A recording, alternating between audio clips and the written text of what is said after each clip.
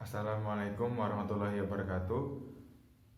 Nama saya Fikri Haikal. Pada kesempatan kali ini, saya akan menjelaskan beberapa pengertian dari jenis tanggung jawab.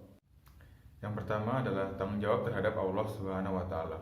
Allah Subhanahu wa taala menciptakan manusia di bumi ini bukanlah tanpa tanggung jawab, melainkan untuk mengisi kehidupannya, manusia mempunyai tanggung jawab langsung terhadap perintah Allah Subhanahu wa taala. Sehingga tindakan atau perbuatan manusia tidak bisa lepas dari pengawasan Allah Subhanahu wa taala yang dituangkan dalam kitab suci Al-Qur'an melalui agama Islam.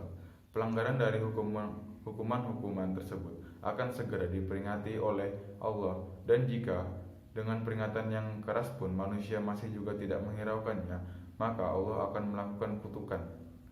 Contohnya, seorang muslim yang taat kepada agamanya, maka ia bertanggung jawab terhadap dirinya sendiri dan kepada Allah, karena ia menghindari hukuman yang akan ia terima jika tidak taat pada ajaran agama. Kedua, yang harus dilakukan seorang muslim kepada Allah Subhanahu wa taala adalah memiliki rasa tanggung jawab atas amanah yang diberikan padanya, karena pada hakikatnya kehidupan ini pun merupakan amanah dari Allah Subhanahu wa taala. Oleh karenanya, seorang mukmin senantiasa meyakini apapun yang Allah berikan padanya, maka itu merupakan amanah yang kelak akan dimintai pertanggungjawaban dari Allah. Yang kedua, ada tanggung jawab terhadap diri sendiri. Tanggung jawab terhadap diri sendiri menuntut kesadaran setiap orang untuk memenuhi kewajibannya sendiri dalam mengembangkan kepribadian sebagai manusia pribadi. Dengan demikian bisa memecahkan masalah-masalah kemanusiaan mengenai dirinya sendiri. Contohnya, Rudi membaca sambil berjalan. Meskipun sebentar-bentar ia melihat ke jalan, tetap juga ia lengah dan terperosok ke sebuah lubang. Ia harus beristirahat di rumah beberapa hari. Konsekuensi tinggal di rumah beberapa hari merupakan tanggung jawab ia sendiri akan kelengahannya. Yang ketiga, ada tanggung jawab kepada keluarga. Keluarga merupakan masyarakat kecil. Keluarga terdiri dari suami, istri, ayah, ibu, dan anak-anak, dan juga orang lain yang menjadi anggota keluarga. Tiap anggota keluarga wajib bertanggung jawab kepada keluarganya. Tanggung jawab ini menyangkut nama baik keluarga, tetapi tanggung jawab juga merupakan kesejahteraan, keselamatan, pendidikan, dan kehidupan. Contohnya, dalam sebuah keluarga biasanya memiliki peraturan-peraturan sendiri yang bersifat mendidik suatu hal. Peraturan tersebut dilanggar oleh salah satu anggota keluarganya, sebagai kepala keluarga atau ayah berhak menegur atau bahkan memberi hukuman. Hukuman tersebut merupakan tanggung jawab terhadap perbuatannya. Keempat, ada tanggung jawab kepada masyarakat. Pada hakikatnya, manusia tidak bisa hidup tanpa bantuan manusia lain, sesuai dengan kedudukannya sebagai makhluk sosial. Karena membutuhkan manusia lain, maka ia harus berkomunikasi dengan manusia lain tersebut. Sehingga dengan demikian, manusia di sini merupakan anggota masyarakat yang tentunya mempunyai tanggung jawab tersebut. Wajarlah apabila segala tingkah laku dan perbuatannya harus dipertanggungjawabkan kepada masyarakat. Contohnya, Syafi'i terlalu congkak dan sombong. Ia mengejek dan menghina orang lain yang mungkin lebih sederhana daripada dia, karena ia termasuk dalam orang yang kaya di kampungnya. Ia harus bertanggung jawab atas kelakuannya tersebut. Sebagai konsekuensi dari kelakuannya tersebut, Syafi'i dijauhi oleh masyarakat sekitar.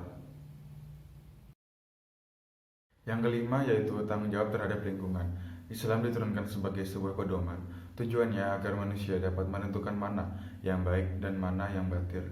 Islam merupakan agama samawi yang ajarannya berisi perintah, larangan, dan petunjuk untuk kebaikan manusia. Kebaikan itu tak hanya di dunia tetapi juga di akhirat. Ensiklopedia Islam yang diterbitkan PT Ikhtiar Baru Van Hoof menyebutkan Islam mempunyai 7 karakteristik. Salah satunya, Islam menganggap manusia sebagai pribadi yang bertanggung jawab kepada Tuhan dan menjamin hak individu. Islam juga mengembangkan rasa tanggung jawab sosial dalam diri manusia. Islam pun memberi petunjuk bagi seluruh kehidupan manusia, termasuk dalam memperlakukan alam dan lingkungan hidup. Muslim mempunyai panduan jelas dalam berinteraksi dengan lingkungannya. Mereka didorong untuk ramah pada lingkungan dan tidak merusaknya. Cendekiawan Muslim Yusuf Al-Qaradawi dalam bukunya yang berjudul Islam Agama Ramah Lingkungan mengatakan menjaga lingkungan sama dengan menjaga jiwa.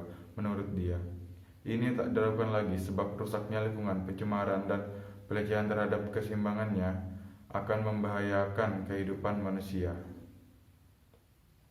Lebih jauh, ia menegaskan menjaga lingkungan juga sama dengan menjaga keturunan, yang berarti keturunan manusia di muka bumi. Kerusakan yang dibuat sekarang akan diwariskan kepada generasi yang akan mendatang. Merekalah yang kelak menanggung akibat dari kerusakan tersebut.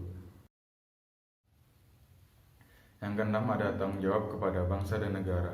Suatu kenyataan lagi bahwa setiap manusia, tiap individu adalah warga negara suatu negara. Dalam berpikir, berbuat, bertindak, bertingkah laku manusia terikat oleh norma-norma yang atau ukuran-ukuran yang dibuat oleh negara. Manusia tidak dapat berbuat semaunya sendiri. Bila perbuatan manusia itu salah, maka ia harus bertanggung jawab kepada negara.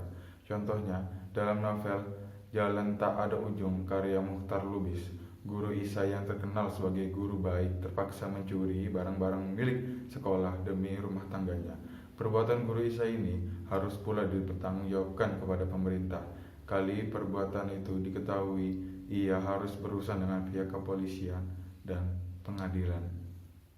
Sekian dari saya, kurang lebihnya mohon maaf. Wassalamualaikum warahmatullahi wabarakatuh.